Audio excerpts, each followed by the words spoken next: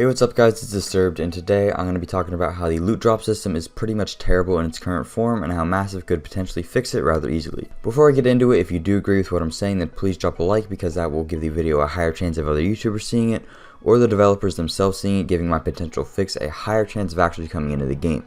So without further ado, let's get right into it. So the way the game currently stands in terms of its loot drops, it's a little bit complicated and pretty much unreliable. But as far as I know, these are all of the current loot tables. So starting off, when doing any of the incursions, you will most likely get gear set pieces that are related to that patch. So for example, when doing like Falcon Loss, you have a much higher chance of getting Tactician, Striker, and Sentry.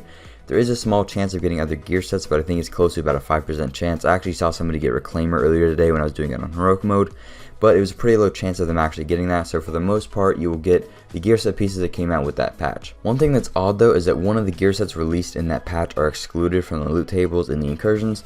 So for example, with Falcon Loss, you will probably never see Path of the Nomad drop. In Clear Sky, it's similar with Final Measure, and it's most likely the same story in Dragon's Nest. On the topic of Dragon's Nest, one thing I found odd though is that when killing the 4 bosses in the first part of it, they do seem to drop a bunch of random gear sets, including old and the new gear sets, so I think that they have their own loot tables entirely. Now let's talk about HVTs. When doing those, you will 9 out of times get Lone Star gear, and when it's not Lone Star gear, it's a completely random gear set ranging from 1.1 to 1.3 gear sets. As far as the Underground, with the mission rewards, you seem to get Blinded Firecrest 90% of the time, and otherwise you get Alpha Bridge and Reclaimer. As for the boss drops, I've seen almost everything drop there. I could be wrong, but I think that the loot tables of those bosses are similar to those of the Dragon's Nest bosses. As for the Underground caches, you mainly get Blinded Firecrest, but I have seen people get a bunch of other set pieces from it, so I'm not entirely sure on the loot tables for those. As for the Dark Zone, from boss drops and supply drops, you seem to mainly get Sentry's Call, Path of the Nomad, and Tactician gear. And before 1.3 came out, it seemed that supply drops and Dark Zones dropped all sorts of things, but since 1.3, I mostly only get Sentry's Call, Nomad, and Tactician gear, and I rarely will see other pieces, sometimes Alpha Bridge too.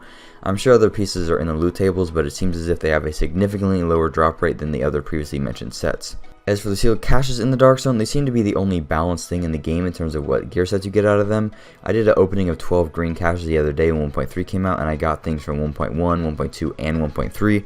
So as far as I know, the sealed caches have an equal chance to get every single gear set there, with a maybe slightly higher chance of Alpha Bridge, Final Measure, and Nomad, since those sets are pretty exclusive to the Dark Zone. So all in all, this is all pretty hard to follow, right? Exactly, it's way too complicated. Almost every single activity in the game has a wildly different loot table from the others, which leads to a horribly imbalanced game and a pretty bad experience, and making people stuck doing something that they don't want to particularly do just to get set pieces they need, because doing other things have a super low chance of them getting what they actually need, or no chance at all. I'm not sure if anybody remembers, but the developers specifically made high value targets so that people have something to do outside of the Dark Zone and can still get top quality rewards.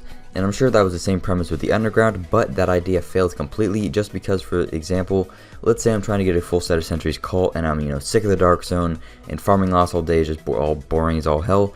So I want to go have some fun doing the Underground, or maybe do some HVTs just to mix it up a little bit. Well, guess what? My chances of getting Sentry's Call from either of those is so minuscule due to the loot tables that I might as well just not waste my time and do something else. And I think that this is a horrible problem because it leads to amazing content being developed and then not getting played as much because people have no reason to go farm intel just to get Lone Star gear that they won't even use. I myself would love to farm the Underground, but I need 268 Sentry's Call gear for my build, and like I mentioned before, my chances of getting that gear are horribly low due to the loot tables being all out of whack, so I'm forced to either go into the Dark Zone and hope for Sentry's Call, or farm Heroic mode Falcon Loss all day, which bores me to tears. So the way this loot system is right now is it's forcing people to do one form of content repetitively to get what they want, and essentially ignore all of their content, which is a horrible design. So in terms of fixing it, I think it's pretty simple. From a development standpoint, I have absolutely no idea how difficult this would be, but it certainly would solve the problem, and as far as I am concerned, it just sounds kind of like copy and pasting loot tables. So first off, for the Underground, HVTs, and the Dark Zone, make all of those loot tables have an equal chance of getting 1 out of the 16 gear set pieces.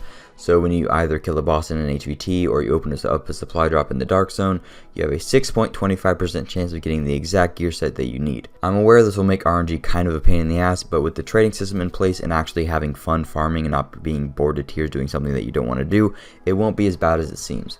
And to complement that, you can make all the incursions have set loot tables. It's always great to give people an option to do something that might not be very fun, but will always give them exactly what they need. So for example, Falcon Lost, the only gear set that will drop will be Striker's Battle Gear, Sentry's Call, Path of the Nomad, and Tactician's Authority. For Clear Sky, it would be Predator's Mark, Hunter's Faith, Final Measure, and Lone Star. And for Dragon's Nest, it would be Alpha Bridge, Deadeye, Reclaimer, Firecrest, and Blind. With the system in place, it will allow people to do whatever content they enjoy the most without their loot getting bottlenecks. And if they are getting bad luck with RNG and just want a guaranteed way to get their gear after a few runs, they can go and do one of the incursions. Personally, I think that this fix would be great because I love the underground and I love doing HVTs, but I just hate doing them and then not getting anything that I actually need out of them, so I end up ignoring them completely and then doing something else that I don't even want to do, which is a shame because they are both such a great design. Anyways guys, that's pretty much all I have to say. If you do agree with what I'm saying, which I hope you do, and my potential fix, please drop a like on the video and subscribe for videos similar to this one. I'll see you later guys.